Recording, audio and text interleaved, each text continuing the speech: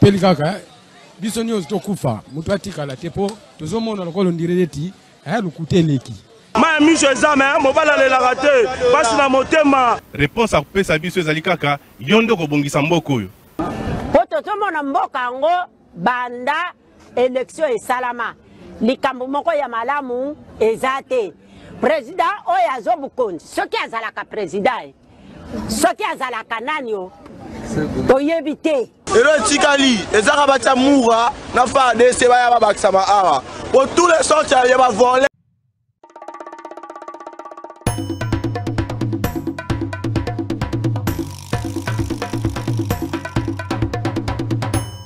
Peli kaka biso nyonso tokufa mutu atikala tepo tozomona lokolo ndireleti lukuteleki ma miso ezame mobala lelaka te pasi na motema. Réponse à kopesa biso ezali kaka yondo kobongisa mboka oyo po tozomona mboka yango banda élection esalama likambo moko ya malamu eza te.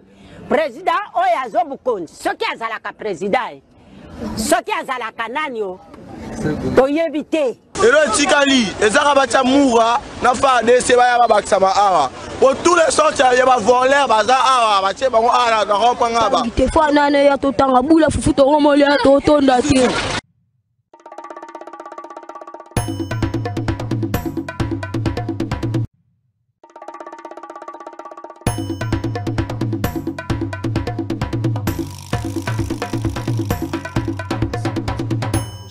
Peli kaka biso nyonso tokufa mutu atikala tepo tozomona lokolo ndireleti lukuteleki ma miso ezame mobala lelaka te pasi na motema. Réponse à kopesa biso ezali kaka yondo kobongisa mboka oyo po tozomona mboka yango banda élection esalama likambo moko ya malamu eza te.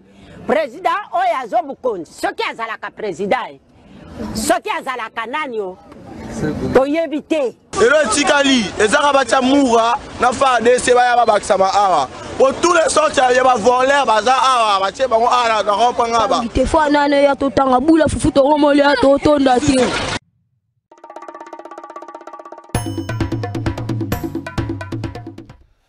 Merci beaucoup Bolimbisi na moi retard to bandi na yango plus de 10 minutes ya retard vraiment na batespectateur na biso to sengi Bolimbisi to pesi bino mbote na bandako na bino sika bozali makasi ezonga na ba militaire na ba policier pe na ba agent nyonso ba service de sécurité pe renseignement ba oyo lifuti na bango ça la débat sur la place publique soki balobela bazobakisa bango sans faire osala débat soki bazobakisa soki ezali lifuti ba député esalaka débat te babombaka yango lokola kaka déjà batata na biso ya ba militaire ya ba policier na pesi bino makasi moyo kosa mwasi mbongo zwaka eza te po biso toyebi yango eti papa na biso moya kosa kutu eza te biso bongo tokomi kutu na fin du mois tokoma totindi kadi na biso ebisa vie ekotaki déjà adépane be mwa biso po kokosa ndenge nini napesi mbote na bandeko nyonso wana napesi mbote na Janolo Pepe napesi mbote na Janolo Pepe napesi mbote monsieur conseiller spécial qui napesi mbote Janolo Pepe pesaka photo napesi mbote Janolo Pepe napesi mbote Janolo Pepe. Est-ce que IDEP Janolo Pepe wana conseiller spécial na directeur chef de l'État nazo luka bilenga bano na ba bilenge na ba image FCC bilenge wana weza bandeko na biso bankana te asangisi boy nazo luka bilenge bano na batato ndeko kotsaka elongi na makamba boy keba na église na bino belle famille ko retrouver awa o to monaki okuna na spécial Janolo Pepe mbote Janolo Pepe abamaki lobby par conseiller spécial et chef de l'État dans le cadre de la consultation nationale. Janolo Pepe la FCC.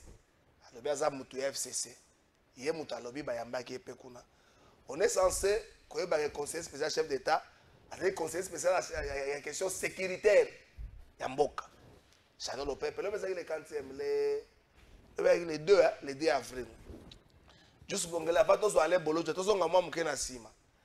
Le 5 août 2024.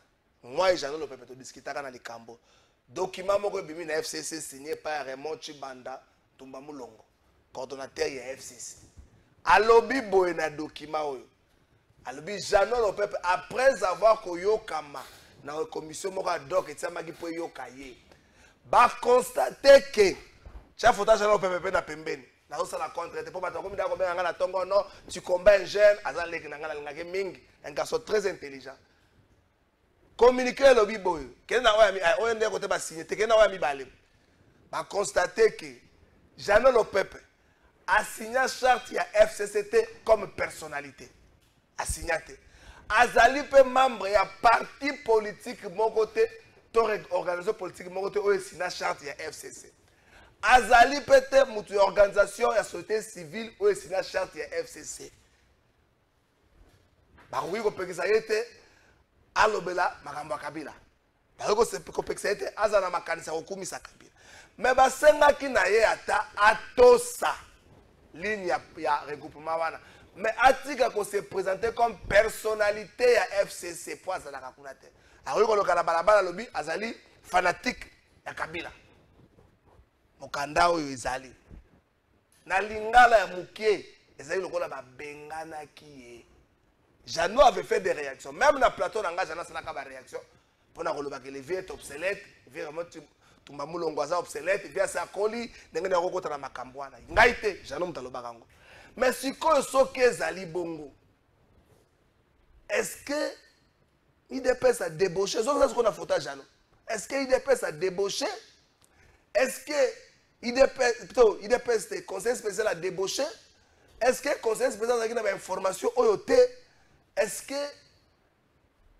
que ça m'a belé? Est-ce que Moussou? Est-ce que Makambo c'est subsistance c'était la consultation? Est-ce que ça m'a belé? Est-ce que ça m'a belé? Azo mona Makambo zo kende, on est tango zo kende, to komi place moko boye, to komi ka, ce qu'on a Makambo ezo za kaka ma mari. Poto silisa elokoyo ma mari. Ma mari aya kaka. Ma mari soka ye consultation ici. Esili boluka ma mari. Boluka ma mari zongi sanga yi watu komina ma mari. Ma mari za kana changu yepo za kana changu likamuru zo bunta ma mari. Eloko e poesi la baluka ma mari. Baluka ma mari. Batu bakolo barangai Kabila de Bouchaka, Bruno Chibala, a de Bouchaka Sami Badibanga. Est-ce qu'il y a des personnes qui élèvent à Malamouté, il y a pas perdu, allez Bonojo. Est-ce qu'il y a des personnes qui élèvent à Malamouté, il y a pas perdu, mais il y a ce qu'on a chouaka, il y a cours l'éducation physique, la musique, et le dessin. Au contraire, Pépère des élèves malam et IDPS. So Pépère d'abord sur la cour parce que ba dessin Pépère des temps azala qui n'a noté l'essentiel à ba cadre na baza bata IDPS. OK. Chadari Oben Mina basé bien. Bango sur la bata IDPS. En tout cas baza qui mingi na bango baza qui ba membre IDPS et le débauchage a commencé bien avant. OK. Depuis vers les années 1960, il y a eu débauchage 65 pour Bobo Sanaté que papa Etienne a débauché par Mobutu. Ya bango eza na kati ya ADN batu bakanisaka ndeke bakumaka ba centre en 1982. Est-ce que c'est explication beaucoup ma ko la biso et comment ko joba bisoté la politique est dynamique. Est-ce que ce n'est pas dans son benga onini ça caractéristique moko animalière té o beaucoup moko memela biso pour justifier pour justifier vos ratés. La politique est dynamique. Nous avons le caractéristique animalier. Non, en réalité, la politique n'est pas dynamique. La politique s'adapte à un dynamisme de la société. Ok. La politique il reste politique, mais s'adapte à un dynamisme dynamique de la société. Effectivement. On a un exemple. Nanga Obunisa Félix. Alors que Nanga Dali Moko ya Badjalisi à Félix. Félix aujourd'hui Obunisa Kagame. Alors que Lobby Azaki frère naé incontestable partenaire. Kabila c'est un partenaire fiable, crédible. Kabila c'est un homme sérieux. Tu vois, c'est-à-dire que plus il y a des enjeux, plus on change de discours pour s'adapter à danger. Il y a Ngongawan. Par rapport à Ndeko Nabiso,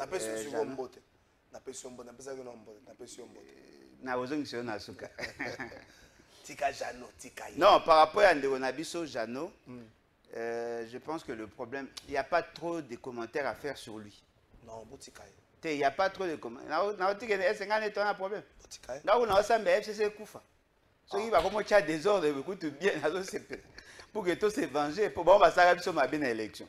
Mais le problème, c'est la crédibilité à la processus au bango va enclencher. Est-ce que consultation, bah, tu vas comparer, hein? Le lot parallélisme moko. La deuxième mandat, Joseph Kabila. L'élection s'est mise en 2011. 2012, Joseph Kabila a la consultation. Il y a des bouchara bananes. Le plus gros paquet, c'est-à-dire, Koulo Tunangai, Thomas Lowaka, le Senjola. Moukou Wana Salimia. Kambinga. Germain Kambinga. Papa Kengo. Bango Bakatisi. Kengo. Na Papa Bongongo. J'avais Michel Bongo. Kengo Toro. La marque la plus forte, c'est Thomas Lowaka, le Senjola. Na jamais Kambinga, il a capté ma solo consommé congolais, mon bakanga, son agana garçon, mon pensée l'iPhone. Tocha Bango. Ce qu'on a consultation, c'est la deuxième quinquennat. Et puis, na souka nango to komi na ba dialogue dialogue à liboso ya Kojo. Je me rappelle encore phrase Etienne Tshisekedi bano yo azo bebisa biso musala journaliste on nyoso koma ko finga Etienne Tshisekedi lobaki Kojo aza kabiliste monene Kojo alela neti akufa sali ya Kojo na ba kamere na Sami Badibanga alaka biso ma territoire atika basa bato bena bazemi akenda to ko sala mibale na Senko et puis ça Bruno Tshibala Nzenze premier ministre vena yo ale ya nini kulutu na yo ya Ipen abima na sensa tilelo atikala kana eloko yango deuxième quinquennat Tshisekedi to bandi na consultation eloko liboso na manga pe une année après consultation asa qui peut consultation à mandat bon wana to tiango ndengo tebo chango ndengo ate pe ka consultation OK consultation tozo kanisa tant Tshisekedi na sa consultation na ba sango ba simbelo ko mo ba yango parti social o ba zalela ki lobi na États-Unis sango ba ko mo ba bango ti na États-Unis na ozela bango ka pas aimer de Qatar ba sango ba simba ko ba zozela ba nso ba lobi fait Tshisekedi pas jouer na temps soit que pas ba sango sikoyo il y a un impact mingi to poussana surtout comme na ba 2026 fin 2026 début 2027 après c'est ba sango pour sa consultation comme c'est PCP mois 2 ans on comprend dans comme en 2030 après à fragiliser tous les opposants parce que bao ba ko kakanzalate ba ko kuya na piège et Nasuka non seulement qui va glisser mais aussi il va avoir la maîtrise de l'appareil et système électoral pour na ko imposer muto ya lingi yango zo mona agitation eze pas bemba po zo kanisa ke le quoi Félix Tshisekedi a la confiance ya batu ya STT a copé sa pouvoir na ouest pour basa la système à la Poutine et ainsi de suite mais ba calculer ça ba calculer kala yo so yebi tela na ebite kana watu oh yo so bande ya mwana biso dato yeba yo so yebi tela watu na bitu ngana zele loko na ebite te oyebi olobi makambo ndeko na ngai est-ce que olobi makambo otanga na journal sur sinon ezani journal c'est historien du présent non mais historien veut dire que tu analyses ce qu'il y a eu et ce qui est non mais effectivement oh yo lobby ozoloba o ekoya lobby c'est-à-dire le pas que ça yo source d'information donc biso de atoyebi la stratégie n'est ça mais là où nous trouvons que ils ont un manque de subtilité manque d'intelligence et d'ailleurs la manière de procéder moi une nation qui n'a pas à Félix Tshisekedi j'allais faire moi-même les consultations OK Nenga sala qui na oyebotaki union dite sacrée tout ça moni bato ba ko se considérer ba ko mona ki opesi bango considération ba koya et puis tango koya il faut luka bato ba na poids pour na nini pour fragiliser les structures ici ka ba outil et puis pour na ko crédibiliser démarche na niveau moi tanga sala ki ya liboso azwaki ba bemba ba Moïse Katumbi moni sala ki moi poids et déstabiliser l'opposition mais oyo lelo ndenge za en tout cas tisiko na moni grosse légumes ya opposition mota koti kuna bo sentir l'autre na biso moni de là oh bon moi ala militant aza président parti Et politique à cause de président, un militant ensemble. Un militant. parti non, un militant ensemble, c'est-à-dire en tant que regroupement politique. Un militant, il y a solo. Depuis Marambo et Bandi, il y a au Santaré. Abunda trop. Abundaka, bino bozora passé, na abundaka. Oh, ezata bakole, ba oya kala basi baleka. Na zaka grand boxer, mais lelo. Yoza le champion mwimba Texas. Était champion nani tato saka publicité ya lamu. Ya moi na zaka ba pink wa. Asa leka. Yoza fait la biso monidi le roi champion là. Non, vieux a ça la succès na essayer leka. Bango déjà essayer leka. Vieux Franck Dionga ça moi fort azonga moi muke. Mais yé essayer leka. So otuni ba jeune belé le ba yebite. Biso neto yebi. Mais ba jeune belé ba yebite. Ti a ça communiquer lui encore c'est qui na wani ko expliquer bon. Non, il y a Zalaka, Mouta Roger Lumbala, akoma vice ministre, aza musulman, azakana Moïse Katumbi aza le frère ya Salomon Escadela. Et Mutalela ka ba libérer qui na après tout ça bimi et tout ça ba nyongo wana tout ça. C'est comme ça. Donc eza atala ba nyongo. Non, banyongo politique. Politique, banyongo politique. Mais bien sûr. Bon, yo kaisi ndeko na biso janolo pepe yo pona kaisi ba ndeko négocier ne camp. D'après. Oh, mais pas bengi ya.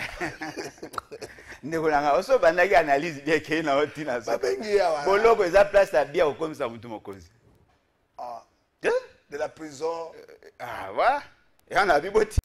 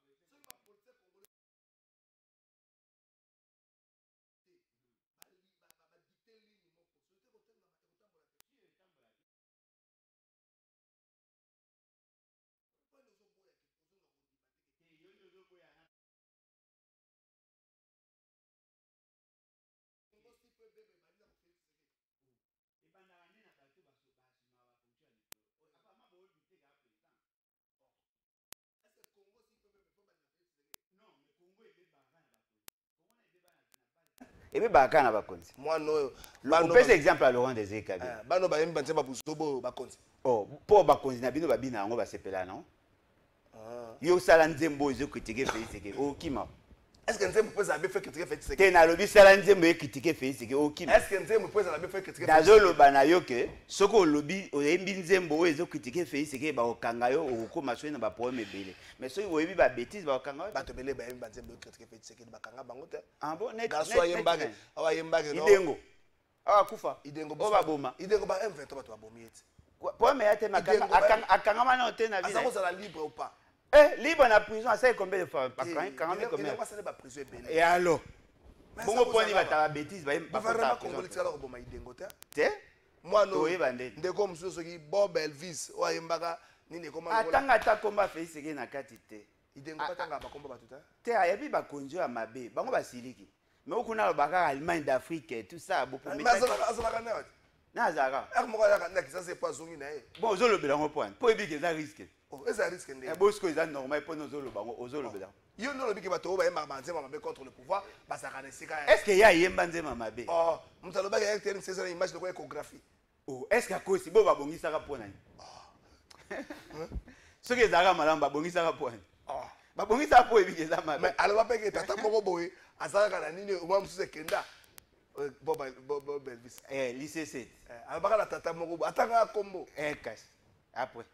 Ase bakanga ka. Bosco yo utanya au point. Po ebi ke ba menasa ka. Ce qui boit pour ça, la société des valeurs, il faudrait avoir des dirigeants qui ont la même perception que vous.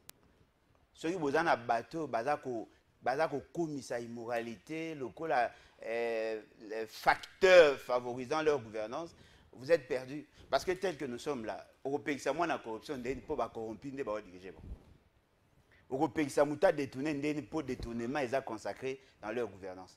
Okopekisa mutoas a finga batunanzela ndeni po ba ministre kuta ofinga un officier militaire na en plein service. Okopekisa bat pas ça mabendeni po bateau baza ko diriger bino bango mo ba bomaka ba roulage ba ça. C'est-à-dire ezali biloko bango ba osala ndezo cristalliser mabe. Mais si vous voulez les changements, il faudrait que l'impulsion vienne d'en haut. Vous avez un peu ça baza bien éduqué. Vous avez exemple pour n'abord. C'est simple. Bino moko boyi makambo etambola malamu. Yango moni mambeta mabe. Mais quand on imagine, basali publicité autour le bar pour babakiseli ba militaire moi ndambo ambong. Basali ba doubler. Babakiseli bango moi ndambo ambong. Ah bolojo ba doubler. Mais ko début ça moi ndambo ambong. Non, ko doubler o asuka bana oza combien?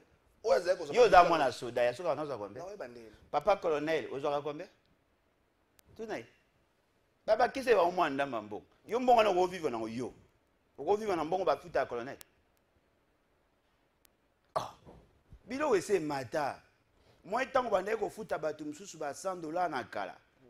Ba studio d'ara ba $10. Le studio comme 60, 80, 100 même. Pour baki ou actualiser les on des soldes. Mais boyo kaniki ba ça il en publicité. C'est-à-dire que ba yebi que ce qu'on ça la malamu peuple au CP. Ba soda bien que ba CP les mingité. Mais ba moni quand même moi considération mouké non? Là, tu as 237 000, le lot a commis à moi 480 000, et ça linga moi bien. À CPLI. Parce que je imagine ce qui va se payer, ça va bien. Mais awa, les politiciens va boula on est Congo ils a bango, batunyo so batira ba lokwa ba locataire. Yango moni marambe eta malam te. Moi je pense que l'impulsion doit venir d'en haut. Il faut tous à la modèle, tous à la exemplaire pour que tout coca influencer la société. Chez nous, on met plus l'accent sur les à côté, sur les futilités. Et on semble négliger le système de valeurs dûment accepté par tout le monde. Parce que ce n'est pas normal, moutazo a salaire naé 3 mois, 4 mois après. Qu'est-ce que na ba compagnie de transport? Baza na problème à un paiement. Ba nomination mabe. Kende kota na bato ba nomaki bango na ba agence na ba structure nyoso bango ba créer. Ba tumsu bazo longola bango na loyenge, ba musu bazo tia bango na loyenge, osali test ozu musalate, muto asaki test était azu musala, ato ozwaki test yango ba ko longola yo et tout ça. Tous ces désordres là, c'est justement parce qu'il y a un problème au niveau du sommet. Donc ceux qui vont pour ça au changer, il faut bobana na bataliko. Allez boloja. Ngara bo ile lozo sala émission ya makambo so lobby. O lobby moi mingi. Oyebi ke nengo zawana bat bakoma obanga pona yo. Ngabe na banga pona ba. Bat ba banga pona opwane. Na Congo batu ba critiquer ki mingi. Trop souvent to koma obanga la bango. O mona ve mo na carte za makasi na kopesa kabino ba leçon. Er mo ko sala kabino ba devoir. Jour ba cheka ka chef de rue. Bon mon papa la tanga ka tanga papa na biso belge wana. Tanga ba belge, vo mesala nae. Oyo ayebo ako bebisela biso bana na diambe komomela maliboso ya nini azo baba kombo ndenge sana na diambe komomela maliboso ya babalaba ya bandako na biso ndenge bato bazomona yo bazo babolojo azo critiquer trop on a une expérience tuzo kende 7e année à critique ya pouvoir Tshisekedi. Merci pour le compliment. Bato bazo banga que soki bapesi yo ale bolojo ebilisanga bonga.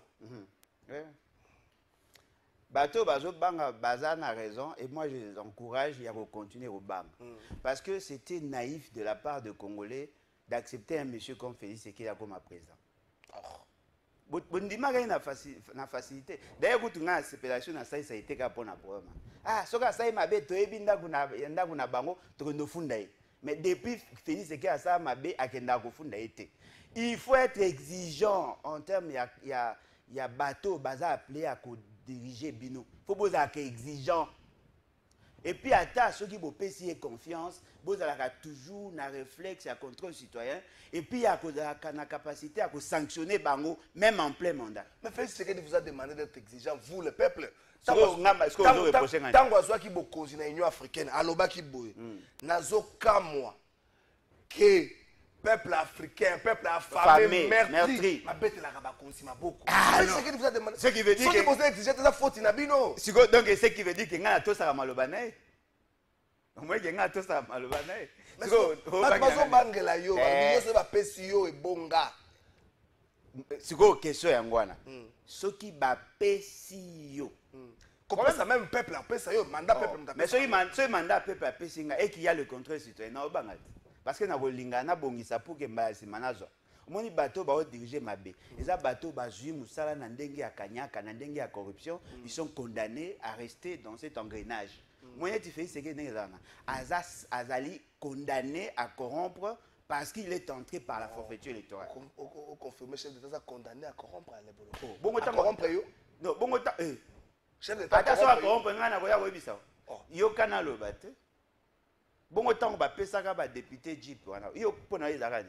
Oyoka les airs, oyoka citoyen mboso. Landaka les airs té. Eliezer c'est un fanatique. Na ba no mama. Mais c'est un député. Aza fanatique. C'est Jagayo, c'est Jagayo. Eh pas bongo c'est mbonga eza mbonga tata na. Maintenant azana ba information ma. Information ani na kosa. Pour mes mande silati. Bo c'est la biso calcul soki ba député ba futambo. Faut tout na ados nombas. Bo c'est la biso calcul. Faut tout na dossier le ko la soaka ta ko lo ba biso vérité. Ya bakata mbonga ya mutuka te. Ados bakata ete. Bakata mbonga mutuka te, bakata pe mutu mo te mbonga mutuka. Ngana bino to mona ba bulletin de pays o ba eleze ba publiera. Yo mona rubrique ya kokata mbonga mutuka kuna. O député moko azaka na FCC ya bimisaka ya 6 millions. Ya 16 millions tout ça. Ayaka na plateau mais la paiement. Siko yo mona ga rubrique passe bakata mbongo hein. Exacté. Na assemblée provinciale. Ba pesaka bango ba mbongo na ba $100,000. $100,000 ah. Bien sûr. La série là. Yo ka ya nani ya o yoto le ka. Yo so mona bango bazongisa. Mbongo bango bazongisa to tuna ba banque. Non. Il y a eu corruption dans ces pays. Il y a des députés qui ont été corrompus. Le gouverneur au Koutaza lelo na fonction awa. Ba pesa ba jipa machine ne ba bango ba ndekolo ba pesa bango ba mituka. Dites-moi, c'était dans quelle rubrique? Non, la corruption, moi nani mututo ayebi qui y a corruption. Mutu ya FCC a commis muta ya union sacrée. Ba ila comme na liaou ba o nyonso wana bakenda. Mais alors, il veut travailler pour la nation. Il ne veut pas être dans l'opposition. Moyennant. Non, il veut travailler pour la nation. Moyennant combien? Mais papa Molière a un bon moyen. Papa ça va un bon. Moi, les salaires. Le salaire, 7 000, 6 millions, ils ont un salaire. Ils ont un cagnac pour la majorité parlementaire. Ah, vous entendez parler, on a comme l'impression ce pays ne changera pas, ce pays ne bougera pas. Non, il ne faut pas prophétiser comme ça. Non, moi je ne prophétise pas. Non, au moni égyptien que vous voyez là, vous ne les verrez plus jamais. Il suffit seulement. Ça va dans les deux sens. Hein? Égyptien là, vous ne le verrez plus jamais. Il suffit seulement que le peuple a télé. Ah, tiens, bon, l'Ibanda m'a changé. Parce que c'est le peuple aussi, qui a cautionné. Yo so mona un voleur au Congo, baboya pendant longtemps. Hein? Ou go yibana yo. Et tout ça, on a mis ma compétition. Et compétition, on a mis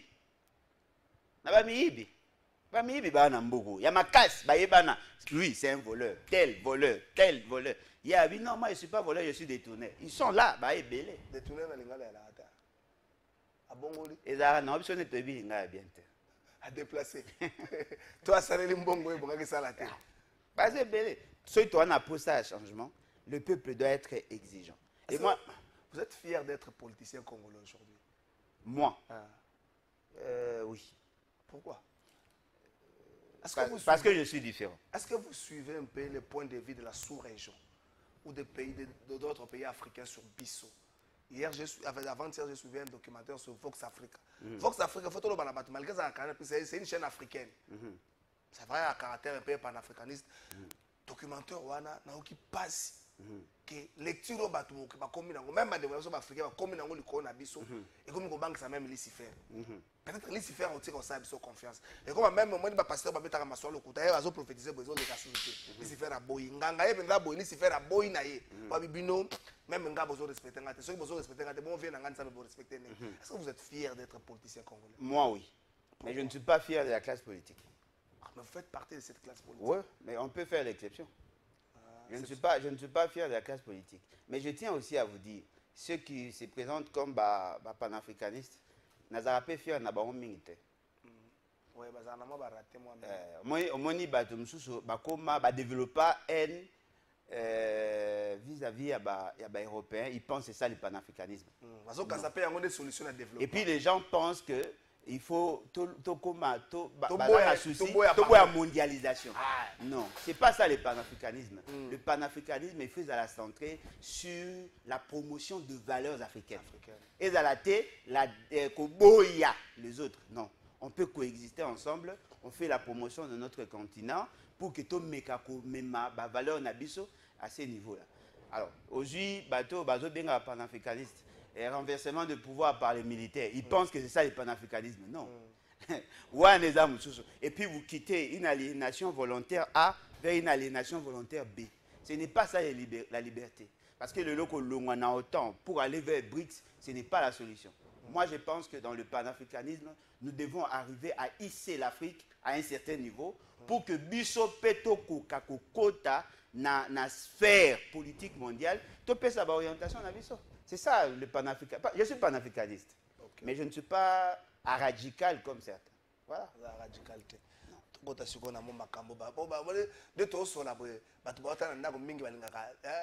sensationnel, ma BP à peuple, du sensationnel, autant la cimaté. En fait, non.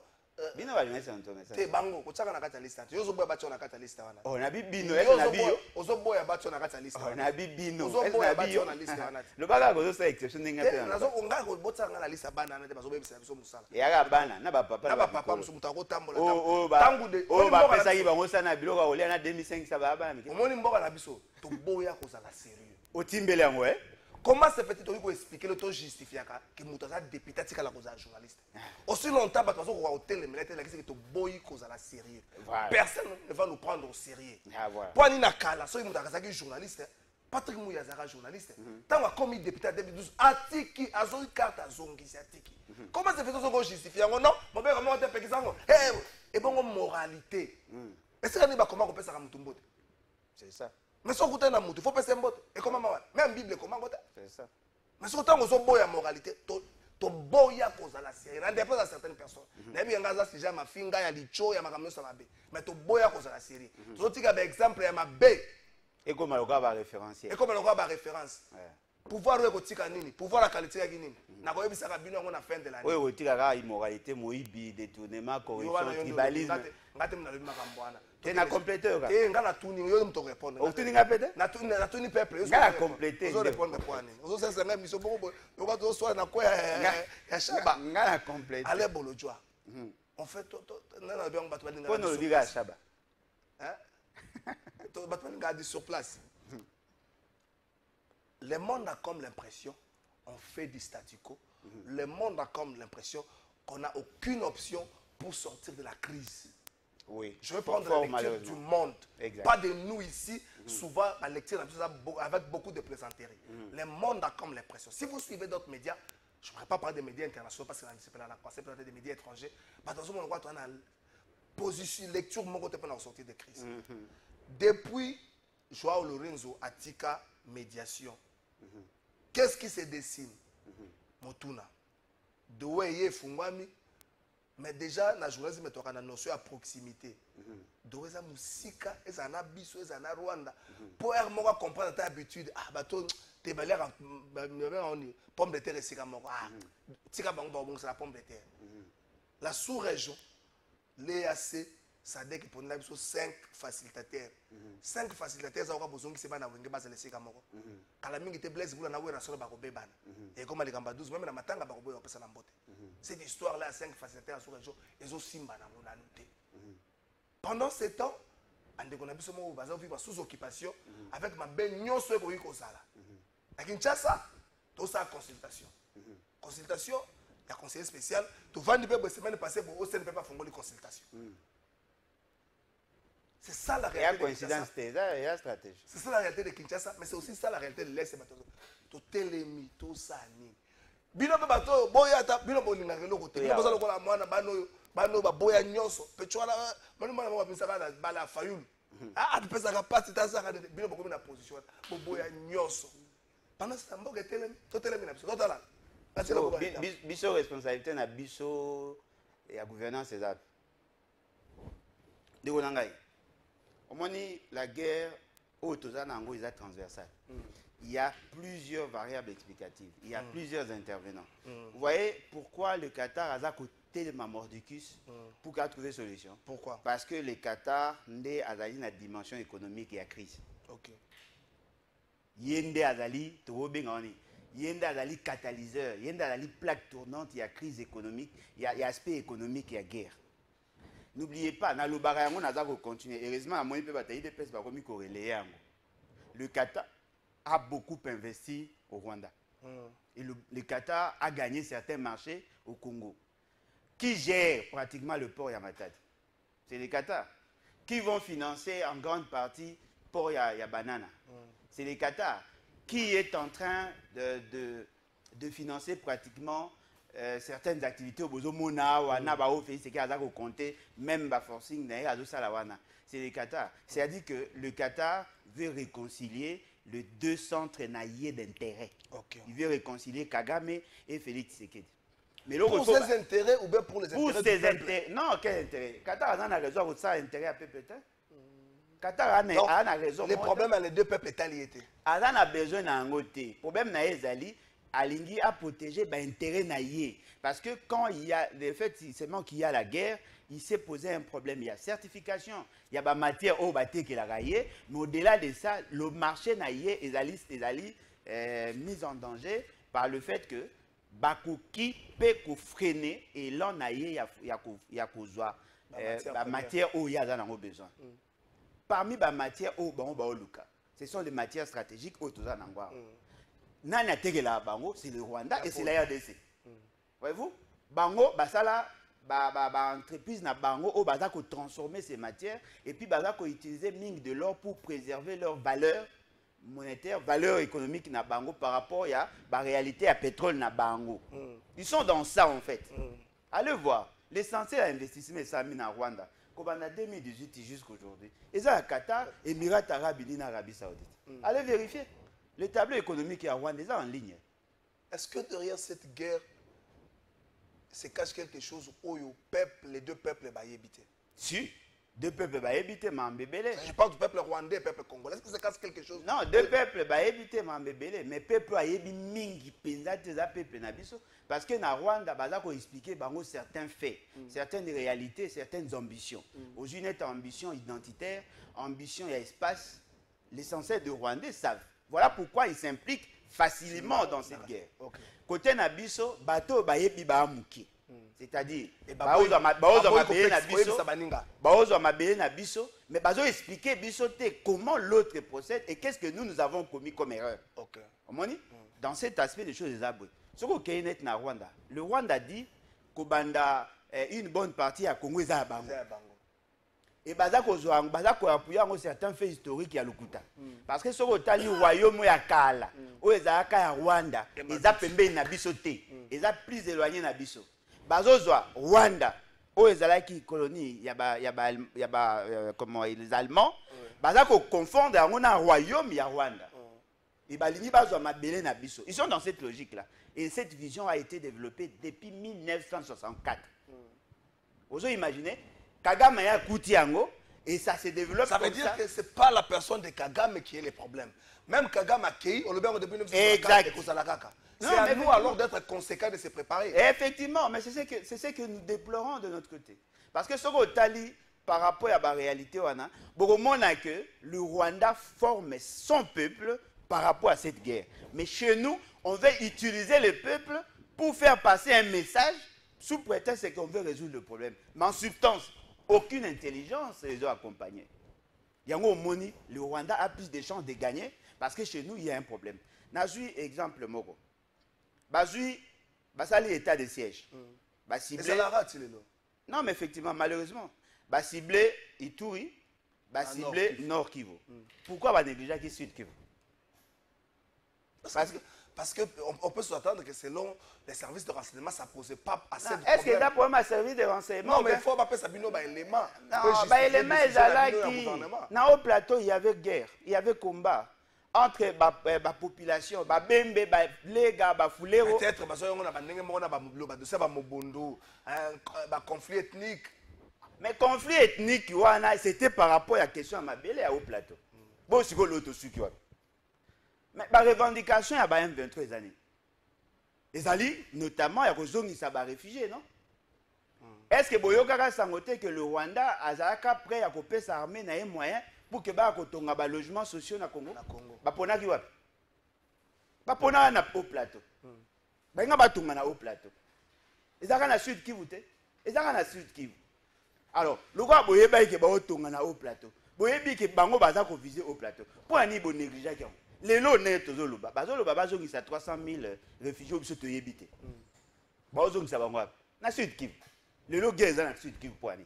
Parce que l'un de leurs objectifs, c'est-à-dire que Baïbaï va rejoindre une partie à Nord Kivu, une partie à Sud Kivu, et comment va annexer d'après leur stratégie. Na ba lecture, na ba lecture d'ailleurs, ba viser na bango ko souka na ngwana, ba viser spatialiste na bango ko souka na bangwana, ba sale o ba souka nsa ko sala. Si on se comporte comme des gros bébés. Non, attention. Le problème est d'Aliboy. Ils veulent avoir une portion de terre chez nous, mais pour que se garantit que ils se sont fixés l'objectif de nous fragiliser pour que tout dans la capacité à récupérer.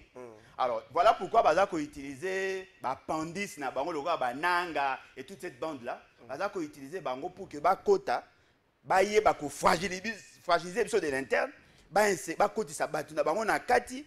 Tant que les réfugiés ont créé un contexte, il y a conflit entre tribus pour que voilà la cohabitation et coexistence, ils ont posé problème pour que s'autodéterminer.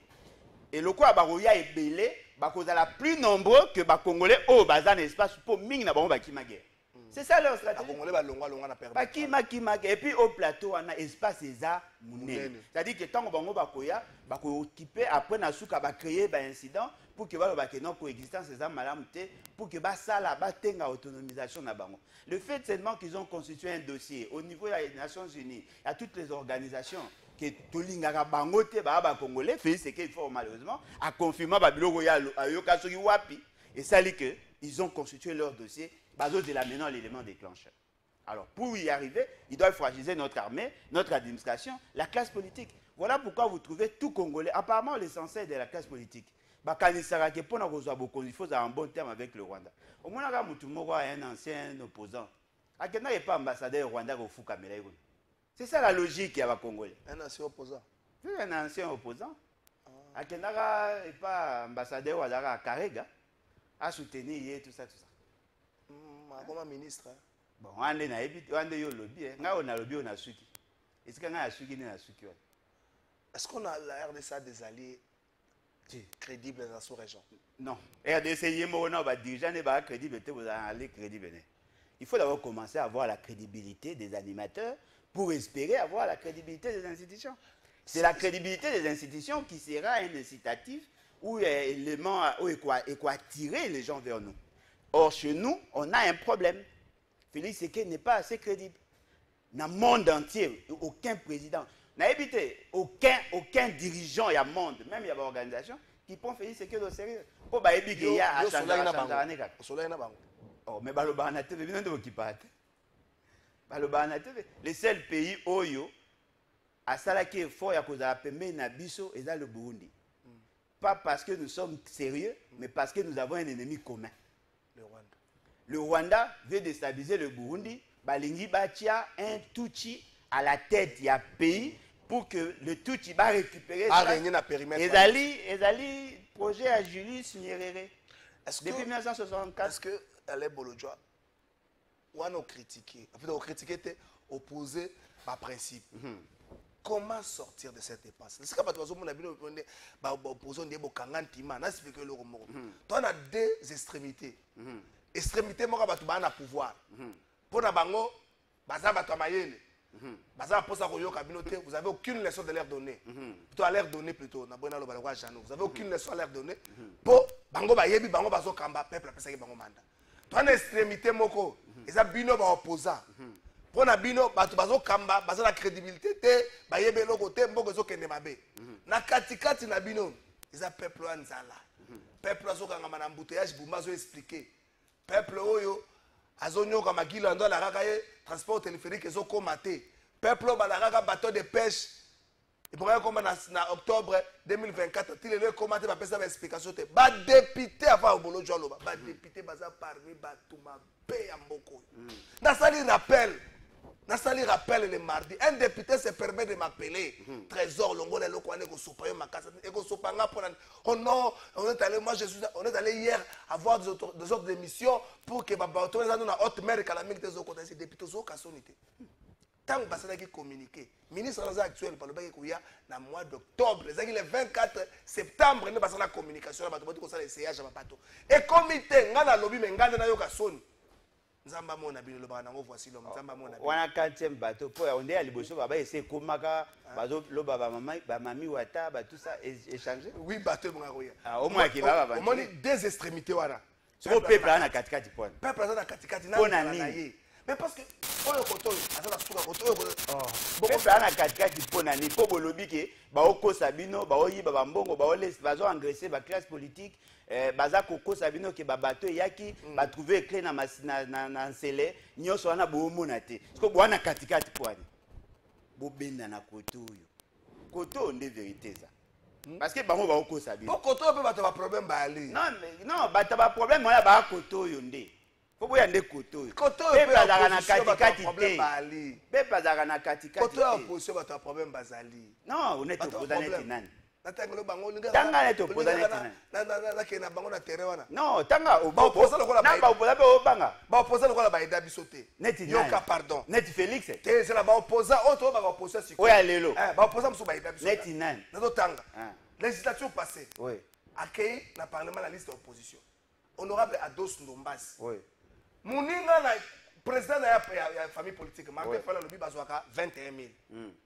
Honorable c'est ça qui a confirmé yango Jean-Baptiste Kaseko a confirmé yango ba convoquer bango pas citoyen Mbosso atako explication e banate bakendaka eyebana te suka parlement boya asala boya communiquer ngai na siko vandi na tuna Ados Ndombasi soki bato bazondima te yo to sepela kalo mingi osako sala biso to seka bato bazako linga mingi surtout na côté culturel yebisa biso zwaka kombe Ados Ndombasi beti munoko baluki alobi te asa na ngambo na bino mutu akolinga kati tele Ados Ndombasi aza kuna alobaka vérité te soye bango te soki mutu aboyi koloba nde akosi ome balobi eloko moko yoza na kati ya lingombana ale boloja balobi na nde na sala kuna kala fa asubaka tosali ne bavoyage osubaka pe osali ne bavoyage est-ce que tava azali kolala azali kolamuka ndenge nini kosuba na mbeto ndenge oloba po liboso obayi kaka kosuba ocomprendre eza makambo fo oyebana.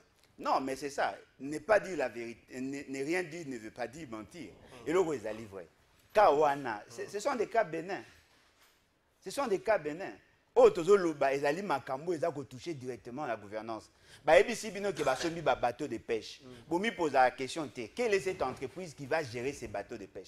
Parce que ça passe au sapin. Parce que le mo bon. O te ba cha barrière wa mu, ça passe au zapana là. Ezani. Ezakata na bureau te. Non, ezanini. O zapa ezanini. Et là mo ke bonge gérer, la structure mo ke bonge gérer ba bateau wana. Et ko gérer bateau, be ko gérer une entreprise. O zapa là ça veut dire quoi? Na lukangwa. Siko baza na objectif ya ko pêcher wapi? Quantité nini ya pêche ya mbisi baza ko espérer. Comment bino boye ko ndimaka ba wiki ba osomba bateau. Ba yebisaka bino ba osomba Transacadémie. Transacadémie yé et servi bino nani. Bon moi teke ba réfléchir mabe. Il y a des procédés pour arriver à créer une entreprise de pêche. Il y a des procédés pour arriver à produire une ONPA. Office national de pêche, ONPA.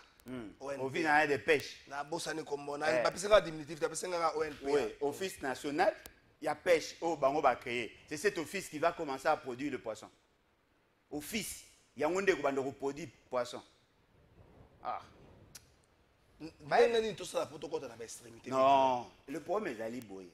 Il faut éviter d'avoir des données au pantin le pouvoir dans l'État. Si vous arrivez à éviter ça, ça sera déjà un bon départ. Office national de pêche et aquaculture. Office national de pêche et aquaculture. Bazali entre bazali bangonde bando produit. C'est-à-dire que Office national de pêche et aquaculture. Bazaka na bureau. Ba bateau na bango. Bazaka na bureau. Bazaka na bureau nini parce que c'est mal conçu. Il faut que cet office-là ait coordonné tout ce qu'il y a comme production halieutique dans le pays. Et que les entreprises il y a pas produire. Hein? Est-ce que les nous avons opté pour une économie sociale du marché. On a tendance à libéraliser les secteurs. On pouvait faire un partenariat public-privé, c'est-à-dire tout ça les entreprises avec le privé, on leur donne le moyen pour produire. En ce moment-là, cet office est l'icolo pour chapeauter tout ce qu'il y a comme politique. C'est comme ça qu'on doit faire les choses. Bino boye bo créer office office yango boye bi même pas raison sociale oyo bo saeli yango ezo kokana même pas na ba réalité. Alors dites-moi, vous achetez des bateaux. Bo visez vos produits wapi?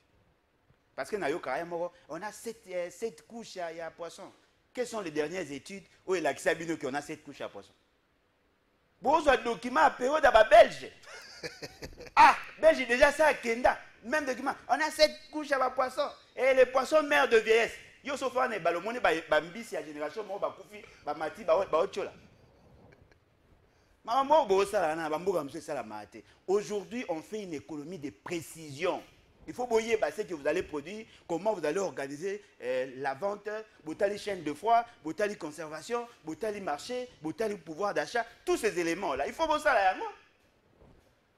Allez, bolo joie. Bolo la ba pantin. C'est bien. Toko tanazon na turbulence à 30 secondes avant toko tarango na police mise en place Salemaki, na police mise en place Salemaki. Toutes mes félicitations na kulutu nanga juste za calme na kulutu nanga Gérard Sevanoka Songo ya Longo et papa Bazé Pembe kuna na Kasai Tuku akena Kisangani. Gérard Sevanoka Songo akena Kisangani et patron de police ville province de Kinshasa to salaki na eti lobby na ba 21h ya Longo akena na ngambo ya Okatanga na ngambo ya Okatanga Général Blaise Kilimbalimba. Ah Général Blaise Kilimbalimba OK to tikala dossier moko to tikala na ngwa ya orange. Yo mtu anaona pesa colonel na okanga bakozi makasi ah OK. Général Blaise Kilimbalimba mkubwa, félicitations. Mwende mzuri, mfanye kazi ya mzuri. Na pesi bino mena Kinshasa batie nani? Pesa nga photo naye. Na Kinshasa batie Général Israël Kantu. Général Israël Kantu kulutu. Na ebe saleli na yo. Na ebi motema na yo. Kulutu. Pas problème toi na Kinshasa yebani. Na kote na comme message na tindele ba problème wana yebani. Oto na Kinshasa kulutu. Eloko liboso nzela. Eloko ami balé banditisme urbain. Eloko ami ça to ba konziba bi na sens unique te. Muta autoriser bango ba kenda kuna sa te. Na bi ba konziba ba sens unique te ba ko bomela bango. Menzela na insécurité. Mon général Israël Kantu sala mosala ozwi Kinshasa mokumba sia ku monene mais likamba ba wewa likambo ya insécurité likambo ya nzela vandela yango ba félicitations na yo na mission aussi kozwi na bosalité. Ba félicitations payé na ngambo ya ndeko na ya kulutu na ngai Roger Kantu. Kulutu na ngai Roger Kantu RK. Ye pa bakelo bambe ngapi ndenge mona bakelo bambe sala mosala po Kinshasa tozo talela yo. Tokoza na ma souvenir na mabe. Oyo titafu to ko sise lango. Mais songi sabiso na moi sengo. Eko mamuta bimi na Kinshasa bo général azo sepela. Na bimi na balabala. Akoko na kisenso to na 4h na côté na kisenso. Akena ye. Ba mama papa zo ka kobimaka na mtongo. Bana bakomi konyoka po mama papa moya bimasu ya te. Mon général oza mwana Kisasa. Pardon. Oza mwana yoza natif ya Kisasa. Mon général Israël Kantu.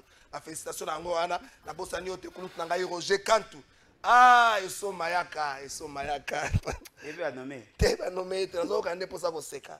Makambo so baka pona Équateur zo ko kisama. Eso mayaka oza na raison hein. Ba kozi bazo kende na Équateur pour la sensibilisation. Ba kei na moni rapporteur à l'Assemblée nationale. Ah kei azotama na makolo bazo kimambango. Comment ça na rapporteur à l'Assemblée nationale? prof Njoli Jacques Njoli bazo tambola bazo ki mambango na moni ki landa kei na moni bato belebele bakei bozo bosa na kobeta lisolo ya développement bozo kende sensibilisation moi na Équateur ko bisa sensibilisation moi na Équateur azo vivre za ko vivre na eza bitumba makasi ko leka bitumba M23 ala moko na tongo ebite ndenge na comme ça la journée po benga munda Kinshasa fa mata Nicolas Nzete to kende ko ta Nina ya Nina hotel ngazo réseau ozo mona ngo malamu so maya ko zaki na réseau Équateur ba autorité ba bossa na bango développement ezala ba ministre ezala ba député ba bossa développement so maya ka ba moloba ka siko ma bena nyoso wanza gouverneur bobo boloko bolumbo iye moko développement bossa na e moko neta diembela na véhicule azo diembela boye neta diembela akoma ko tamba sako tamba na benge bobo boloko cha boye vidéo abakisi bondi makape bato gouverneur musala zo sala yangwana alobi boye boyo gouverneur makaba bi ye moko aza miracle atune point na bi na sur ordonnance na poste na ça nango 3 fois or mobeko le bako zo ka 2 fois donc miracle ngai ozo ka miracle na nzambe api ngai ne miracle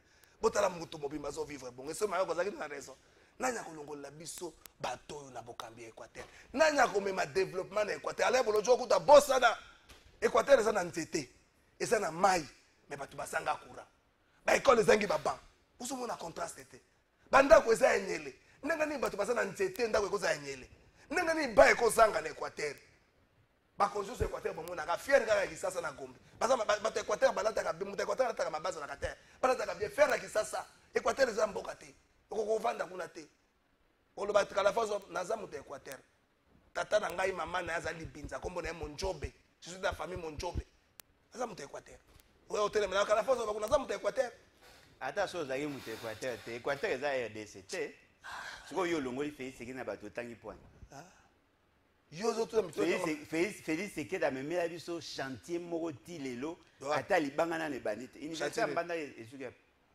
oh babanda msala te wapi babanda msango wapi yo mtozo na kosa lakini Équateur mwakala atokenda koyokoza information yo zwi wana bato baokima bambango ozwaki yango wapi onomona wana video te ekasi balakisa mpe video ya chantier omona ntango azobisa bino bolongola bapantin soki botie bato ya sérieux ekosala mambebe et puis apparemment bato baolinga bayeba te qu'est-ce qui se trame derrière bamobilisation nyonso wana qu'est-ce qui se trame baservice basala mosala tozelaka baresu Alain Bolodjoa tokomi na suka émission totika na 3 minutes quelque chose bino soki boboyi consultation wapi oyo conseil spécial azosala vous êtes d'accord avec la démarche bastata na biso molimo CC Senko donc ndenge eza na formule ezalaka mibale soit ondimi oyo Félix Sekeda alingi soit ondimi oyo Félix Sekeda alingi te tozovivre na wenge besebeshe na wenge maison mère awe na son ngai azwa na ngai éducation na te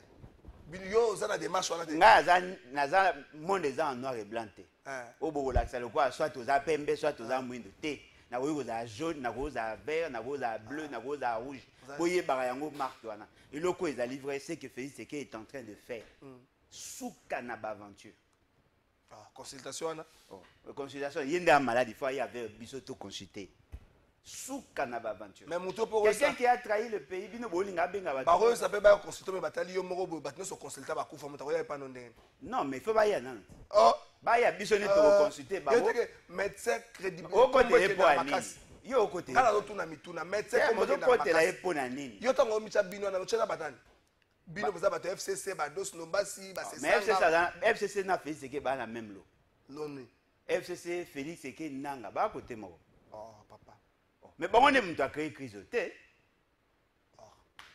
mais crise bandi à partir de l'élection mabe te Kabila a voulu tricher pour maintenir et protéger ses intérêts a comme si Félix Sekeda président encore mutu a facilité qui pour que ba publier résultats za nanga les crise za nana ba wele la po ba signer qui ba accord ba respecter te pepe squad zo kufa po ba sa ki ba élection à mabe publication à mabe ba signer accord na ba na le yenge le pepe o kufa parce que bino bo boulé crise za M23 non crise zali FCC cash oh crise to vivre za FCC cash oh mais botala boko mona ke za FCC cash oh donc nyonso to zo mona oyo bitu nyonso to vivre za FCC cash donc ba victime na ba dégâts collatéraux pona bango mais un jour ba osamba ba okanga bango tout allez bojo on se contredire o tu ko beta li solo ya ba ambitieux expansionniste ba rwandais wa depuis 64 Mais la biso que la guerre. Si le Rwanda est derrière le M23, en quoi il faut lier à Batomi ça totalement?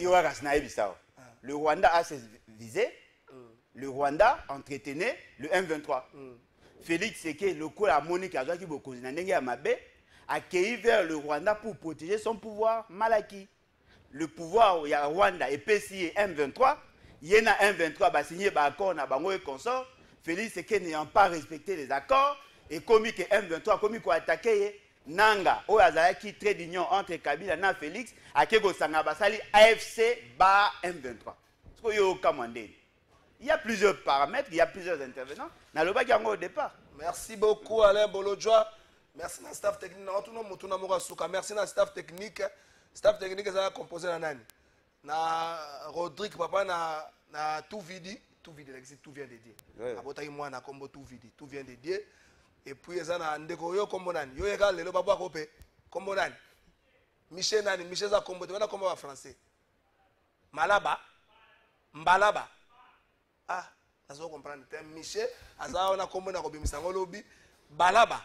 Michel Balaba, merci azawana. Et très spécial, Juice Sebongeli, plus que 7 yale. Même à Bolo, tu vas le cabasa na batloga ba Juice Sebongeli. Vous avez muta confiance. Oya ko trahir yo ti loga ba Juice Sebongeli. Wa so moi basa na azana idepeste. Pour so azana idepeste.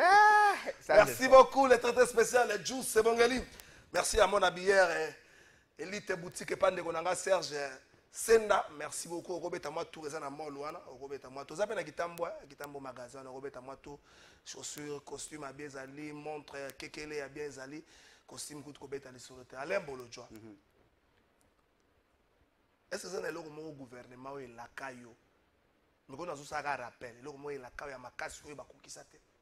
Oui, c'est aux agressions au canis, on va parce que l'aka, au bas l'aka qui. En fait, le gouvernement n'a pas individualité. Le gouvernement sera l'acquis. Total à 80. Est-ce que Bangaja qui est déjà sorti des fonds? Sorti des fonds et puis malgré que le coin de salamité au rôle au banc. Et le gouvernement la carte. Nandima Abante, Namuto a signé ordonnance n'a pas Nandima Abante. Le gouvernement la carte de côté. Attends, ce bas la carte, nous aurons en considération. Pour n'avis que Baaki en pona au cause. Bah, on m'a Baaki pona au. N'a déjà Nandima fait ce qui était. Parce qu'on a rendu ma ordonnance n'a été. N'a pas idée que Baaki en pona au ça aventure. Pour ceux d'abord nommer un infirmier comme ministre de la Défense. Bozu mutumora lo yenge comme ministre de transport. Bozu okuna justice. Et mon adhéré qui va y ça aventure. Conséquence, aucune réalisation. On veut le yenge comme ministre de transport. Parce que le yenge sa qualification. Tiens, siko. Bozu cause na formation. Bozu yo mon grave. Yo bi muta lo yenge lo. Muta cause la asa. So yo mon grave. Asa muta lo yenge. Donc ça on fait infractionnalité. Et casse.